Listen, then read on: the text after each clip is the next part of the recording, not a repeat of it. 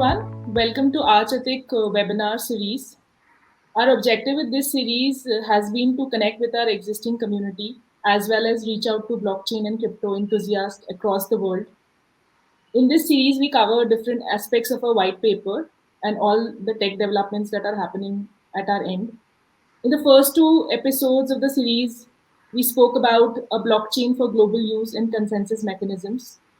In the second episode, we spoke about what is Archatic public blockchain and what makes it the internet of trust. In this episode, we will talk about what are Archatic smart contracts, how can they be used to design any application or service on the blockchain. I have with me Nilesh, our co founder, and Akshay, our chief product officer, who will take you through the topic. So, over to you, Nilesh and Akshay. Thank you, Shreya. So we'll just start. We have a short presentation. The reason that we are coming after a bit of a long break with this webinar is due to the fact that we have been working on some very interesting products, and the community will get to hear about it very soon. So, we'll talk about, before we even talk about Architect smart contracts, I think I'll briefly touch upon what are smart contracts. Contract law is very old, and it's extremely complex and mature by now, right? So people are aware of contracts and how they are executed, how they are implemented. The idea when smart contracts first came up in the world of blockchain, they had to demonstrate those similar properties, otherwise it's of no use, and they had to be 10x better, right? I mean, why would anyone shift from a normal contract to a smart contract? So very quickly, contracts has five basic tenets, right? Contract, first tenet is a agreement. It is an offer of a person and acceptance of the other person or parties. The second tenet of any contract is consideration. The consideration is basically an exchange of promise by the parties. In most of the cases, it will be exchange of service against a good, or various kinds of considerations are there. So agreement must have a consideration. It can be any kind of consideration, whether it's monetary or non-monetary, but agreement needs to have a consideration. The other three are capacity, consent, and finally the legality, right? Capacity and consent essentially deal with the state of the mind of the parties, right? So they should be in a mental capacity of executing agreement, right, in any contract. So if any of the person is not of the capacity, then obviously the contract can be made null and void. Consent here means it cannot be a coerced consent, right? Both the parties have to agree of their free will to the contract. The last part is legality. Legality here is essentially, firstly, what is the subject matter of the agreement itself? It should be legal. It cannot be frivolous. And typically, this legality of a contract is executed by a third party, right? So these are the uh, five tenets. Now let's look at, before we go into arc ethic, first we need to look at how smart contracts kind of made it 10x better, and then we'll talk about how arc ethic makes smart contracts smarter, right? So first thing, if you can go back to the previous slide, Akshay, just to quickly touch upon normal smart contracts. So from contract perspective, if you see, the first point is programmable actions, right? What it means is that due to the fact that it is easy to program and actions are codified, they are replicable, it takes care of the agreement and consideration part, right?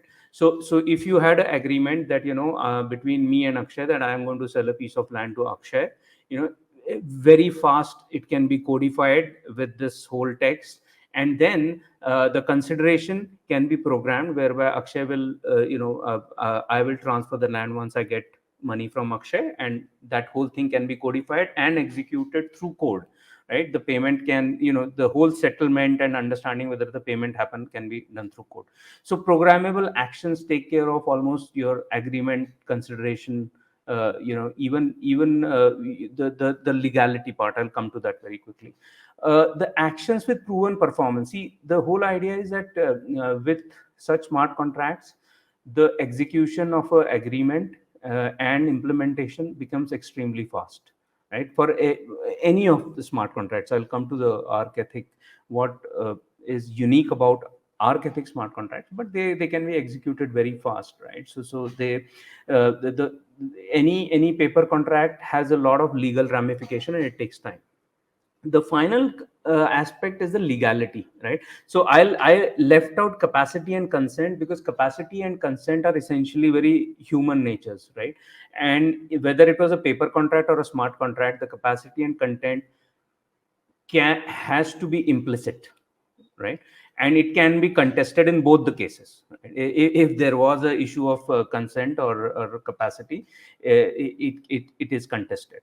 Now, legality, coming to the legality part, this is the most important aspect, I'll say, that there is uh, smart contracts are created without a trusted third party. So then how do you say that they are legal, and how do you say that they are enforceable, right?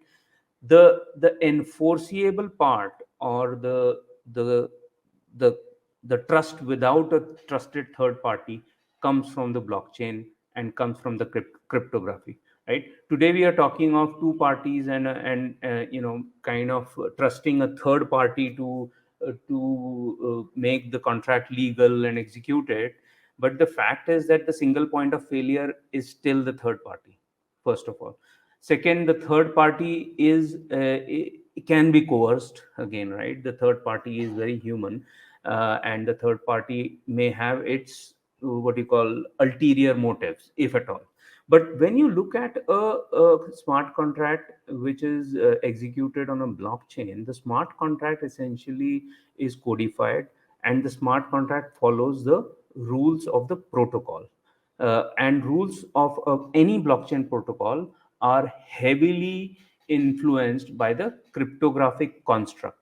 So, in short, you cannot break this kind of a cryptographic trust without literally a 51% attack and the attacks that we are aware of. So essentially it is extremely safe and secure and can be trusted without a third party even.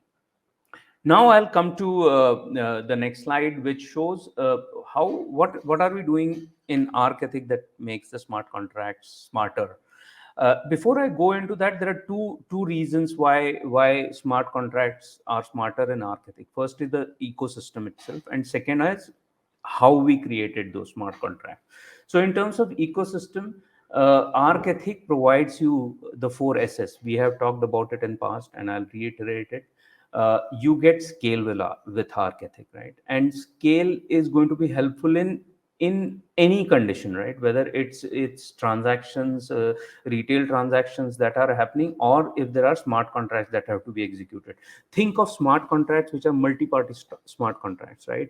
And we want to execute them at the same time. So let's say the smart contract is one party is actually a population and the other party is, let's say, government, and the smart contract is between a kind of government to person payment, and it has to be executed at once. So the scale is required. You cannot do it with a 15 to 20 transactions per second. So scale is always going to be important. Security. This brings us back to the fact that we have our bespoke and a unique consensus mechanism, which gives us the ability to handle 90% maliciousness in the network. So if you look at other blockchains, you are at the mercy of either a 51% attack, or there is a 66% capability of handling malicious nodes. Here we can go as high as 90%, and we have built over and above the consensus, we have built mechanisms whereby we are able to ban the malicious nodes on a constant basis. So this gives us confidence, and the whole network genuineness of the networks keeps increasing. The third part is sustainability. I mean, while we are talking of smart contracts, I think there has been enough and more debate over the ecological impact of blockchain technologies. I think when you look at Bitcoin blockchain, I recently read that it is going to now the consumption is going to be as high as the electricity consumption of a populous nation like Pakistan, right? So which is huge. This I mean, first we were talking of those Scandinavian countries, and it was all sparsely populated, but now this is big. So it is just growing. The whole the sustenance aspect comes into focus more often than not. So Arc Ethic, with its very low footprint of energy consumption, uh, always has an edge over the traditional blockchains, whether it's Ethereum or Bitcoin.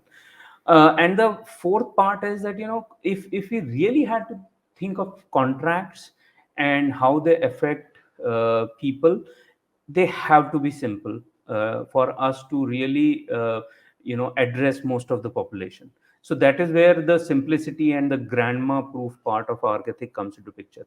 If I had to do a contract in a rural area whereby there is a land registry and transfer of land records for inheritance purposes, let's say, now I cannot execute it without educating that rural population about the whole ecosystem. It's just too difficult, right? The blockchain ecosystem is so complex. I have to tell them about the cryptographic part, how to manage their keys, and only then can a smart contract take shape. Otherwise, again, the same thing will happen. There will be a third party who will be doing a smart contract for you, and essentially again that becomes a single point of failure, rather than the actual parties doing the smart contracts between themselves.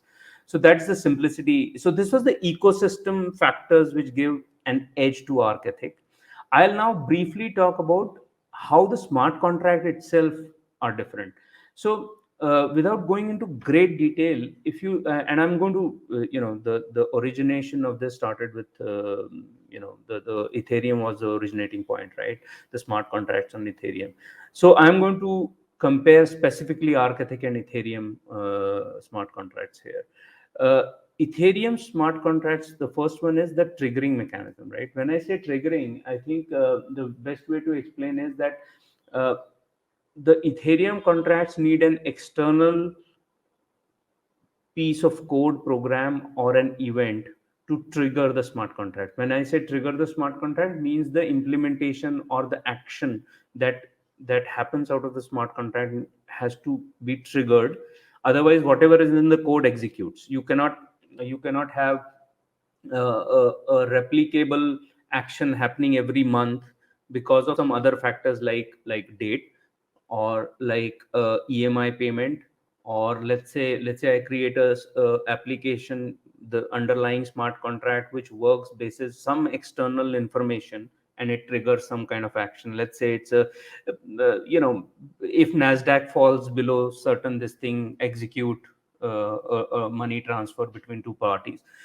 So those kind of triggering mechanisms, uh, the self triggering mechanisms rather, are available in Arc Ethic. They are native to Arc Ethic. The second aspect is internal oracles versus external oracles. The external oracles here are programs that provide information about the external world to the blockchain ecosystem. So it can be temperature, wind velocity, share market, any kind of information that is available, that is required by the blockchain, but it is not available within the blockchain. So the blockchain will seek it outside through a oracle, right? Now the problem with external oracles is that it is again a single point of failure, right? So that becomes, because it is not in the decentralized world, it is in the centralized world, and you are going out, let's say, through a API call and seeking that information. Arc Ethic has devised a mechanism of internal oracles whereby the oracles are decentralized, and the information that comes in is also further decentralized through a consensus mechanism. So essentially you are again bringing it and decentralizing it, and actually using the same consensus focus to actually agree or disagree on the authenticity, let's say. The third and very important aspect is modifiable smart contracts. This was, when we also started working on it, it was a given that we had to create something like a modifiable smart contracts. And I'll tell you what is modifiable here. But I was shocked that Ethereum contracts were not modifiable. The What it means is that the smart contract of Ethereum is immutable, right? And if you have to make changes to it, essentially you create another smart contract, right? So so the previous smart contract is there, and the another smart contract has to be created, and the previous contract is null and void. So in a way you will achieve the same effect at some point of time, but there is more work involved, simply put. The modifiable smart contract means that if both the parties agree and it is cryptographically proven that they have agreed, the smart contract can be modified, right? Modification can be to a verbiage of the agreement, it can be to the consideration, the promise between the two parties, anything can be changed, and it is cryptographically proven that both parties kind of agreed to the change. What this does is that it makes it just much more faster to implement. And secondly, it is it remains in the ecosystem, so you don't have to do you don't have to do things like, make the previous one null and void, put the another new smart contract in the system.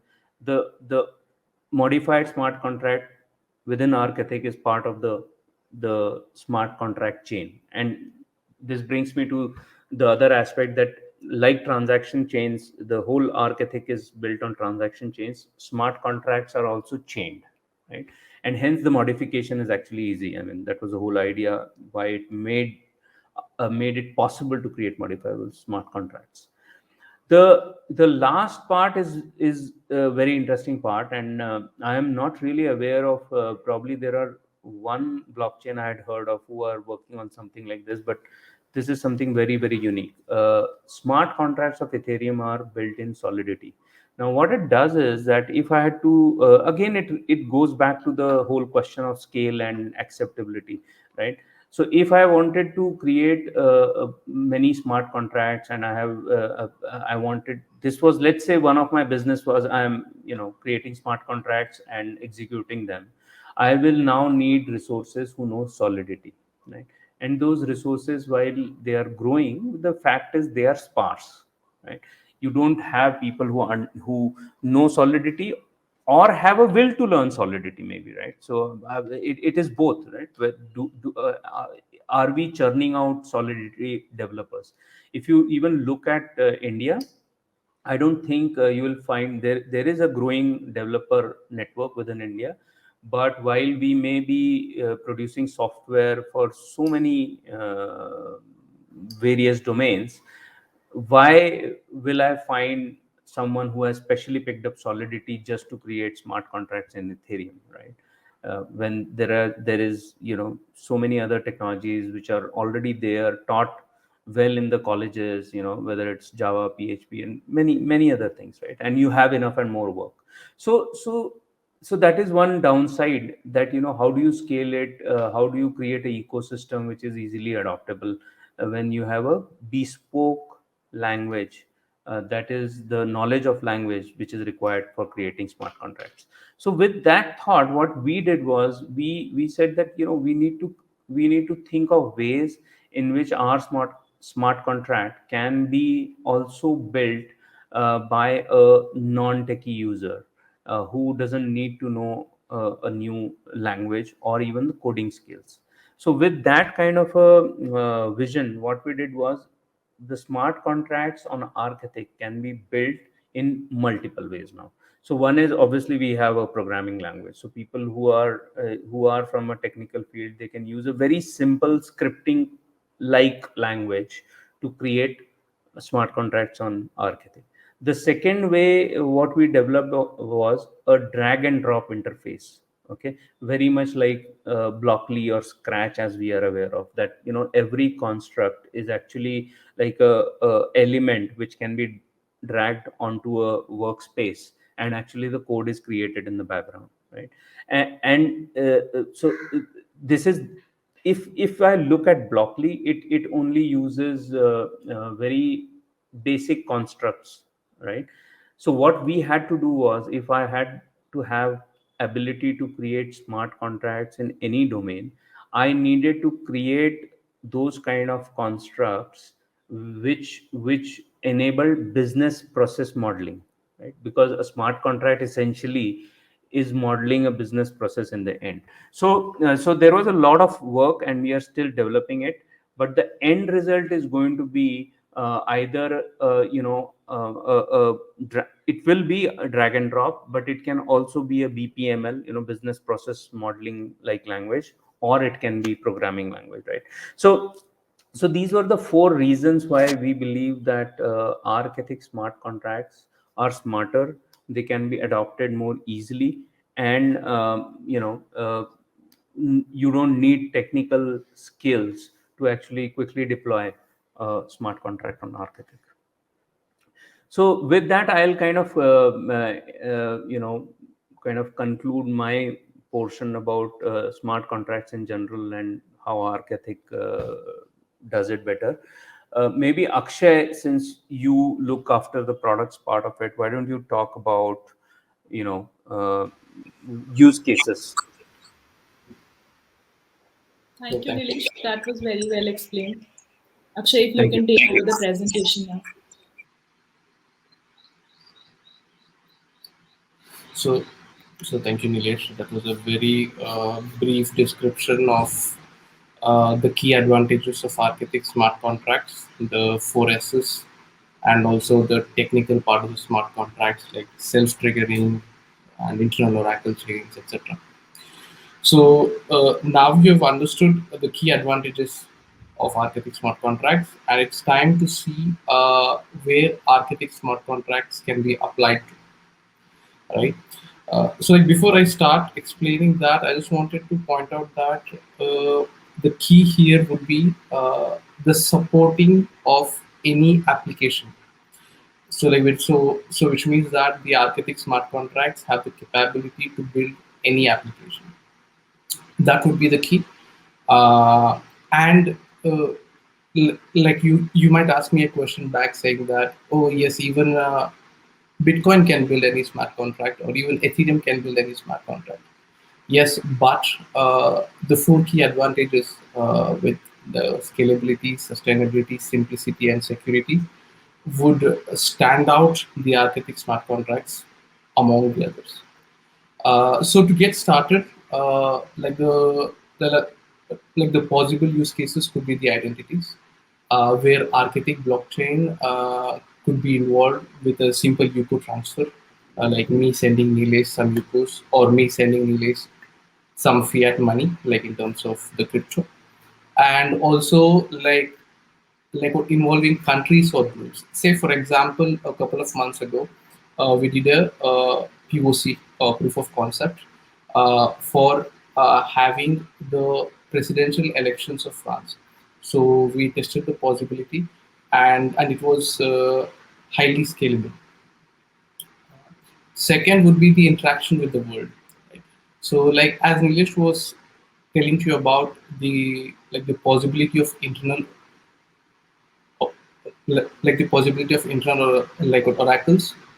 So they are both autonomous and distributed smart contracts, and they can be conditioned to the state of the oracle chains. Say, for example, like I can say that if the temperature of New York is is 35 degrees Celsius, buy 25 Apple stocks. So like that can be a smart contract. So these smart contracts can directly interact with the world. The third would be the calendar, stocks, and internal currency. So like this is purely based on the UTXO database, primarily used in the databases. So like which means that the status of the current transaction is purely based on the status of the previously validated transaction. So to explain this in very real terms is that let's say the government of France is having a wallet on the Arc Ethic smart contract, right? So which means the government of France is sending out a lot of money to a lot of people, like to a lot of its citizens, and at the same time it's getting a lot of money parallelly through taxes, through payments, fines, traffic, etc. So just one wallet is able to handle all these things through the UTXO, because for every second or for every sub-second, like the network is being updated of the uh, previously validated transaction, like status of the previously validated transaction. So this like allows a numerous possibility of use cases. And like all that being said, and all that like what Nilesh explained and what I've explained, it's purely in terms of words and what has been researched or work done so far. So now would be a good time to demonstrate what these chains can do. So like here is a GitHub link to the Architect Oracle chains, where the first would be to directly like the six codes here on the GitHub would be the way the chains are being accessed, right? So first would be the table where the data is being extracted, like in the form of a table, and then the table is being loaded, and then the table, once it is loaded, can be scheduled. Like what this goes to the self-triggering mechanism, and then it goes to the services that are being adopted on that Oracle chain, and then the summary, and then the further gamification of these Oracle chains. So to give you an idea, let me just go to the scheduler here, right? So yes. Uh, so if you can see here, once the data is being extracted and stored in the form of a table within the chains, then the triggering mechanisms happen that are built inside the smart contract. So let's say, like I'll take the same example as before. If the temperature of New York is 35 degrees Celsius, I will buy 25 apple stones. So like as soon as the weather of New York goes to 35 degrees Celsius, an internal trigger is being triggered, which will execute the smart contract, and the smart contract is able to automatically buy the stocks. So this is a triggering mechanism, and for the tech people, like you can absolutely go through the code and like what great experience yourself. The second here would be taking the like the Oracle chains to taking it live. So here is the sorry. So like here is a code which what clearly explains how the smart contract chains like the chains of the Oracle chains go from a table to a live, where where the community or the developers or the users can directly use it. So like the two links will be there. Now the like now that you have understood what the chains are, so like well, let us take a live example of what is already deployed on the Architect website. So if you go to Architect website, so like this is a website, and if you click on the Explorer, like in the developer section, uh, you'll be pointed to the very Explorer of the Architect, where on the right top you can see the Oracle chains, and like in the Oracle chains you have the live price of Yuko. So like in this case, Yuko price is the chain where the live price is being used to calculate the transaction fees. So the transaction fees is constantly being calculated based on the price of Yuko. So like this is just an example of the possibilities. So like now that you have like fully seen like the demonstration of how these chains work, now it's time to go to the very last part of the presentation, and also the most important part of the presentation, which where we talk of the products. So if you can see here, there is the AE Web and AE Mail. So AE stands for Architect, Web is website, and like AE Mail, where it's Architect Mail. Uh, so like what is AE Web is that most of the small and medium-sized websites today face a constant challenge of security, like constant challenge of hacks and constant maintenance problems. So, so to solve this uh, particular problem, AEWeb is created, and like as you know, like the numbers are growing for the number of websites on the internet today. So like as of now, like almost 1.6 billion websites are currently being run on the internet, and 99% of those websites are small and medium-sized websites. So, like, which means that those websites needs a lot of maintenance, a lot of resources to keep it run. So like Archetyc website web will bring the security needed for the maintenance, for the uh, security of those websites. Then comes our next product, which is the AEmail.